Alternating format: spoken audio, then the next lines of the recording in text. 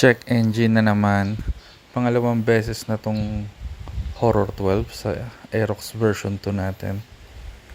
Ayaw umandar kaya papasundo natin sa ating tropa. Let's go! Ayan po baka din, may po lang daw. Ayan, dinala nila yung motor sa Moto Express Services.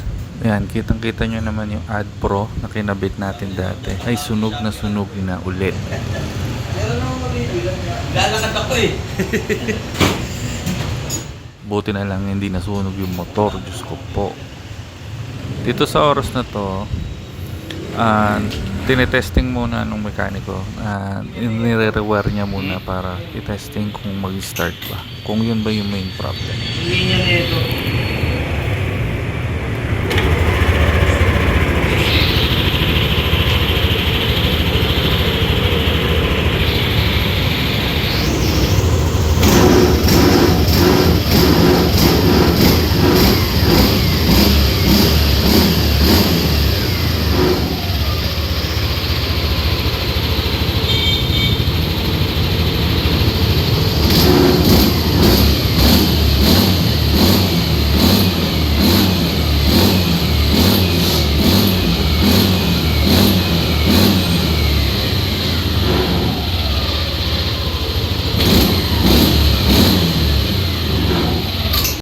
Yung kulay yellow na junction box na yun ay ceramic junction box pa rin. Parang Ad Pro.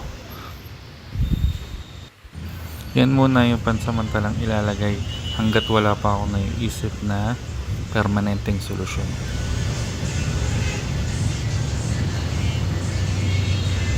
Ito yung itsura nung junction box nung nakalagay na. Ayan, finalize na lang yan. And then, ayan. Andar na tayo. Ayun. Ay, nakita nyo naman. Ay, disaster na naman. Nagulat ako kasi bigla na lang hindi umandar si Sungit.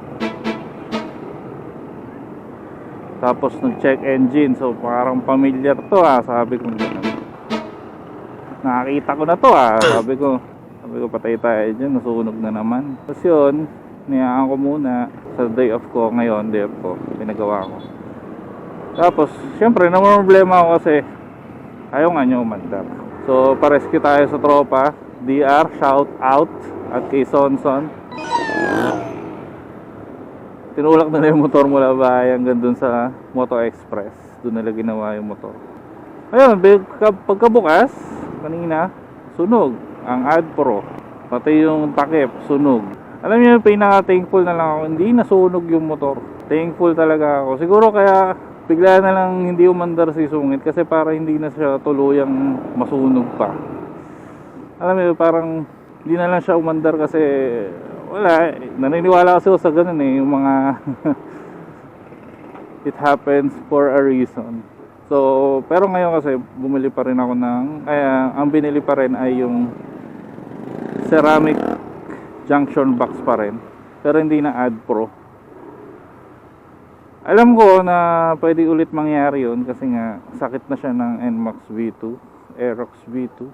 Tinitignan ko kung ano bang magandang gawin. Ang pinaka nakita kong solusyon ay yung kay Sermel, which is yung harness na wire rekta sa ECU. Ganon. Kumbaga hindi na junction box kasi hindi siya solution, hindi siya permanent solution, para lang siyang band-aid solution. Ganon. So pansamantagal. Thankful na lang talaga na dun siya inabutan sa bahay, hindi sa kung saan lugar na malayo. Hindi ako nahihirapan. Ay, Sungit. Ayun guys, yun lang naman. Short video, update lang. Update ko kayo susunod. Bye bye.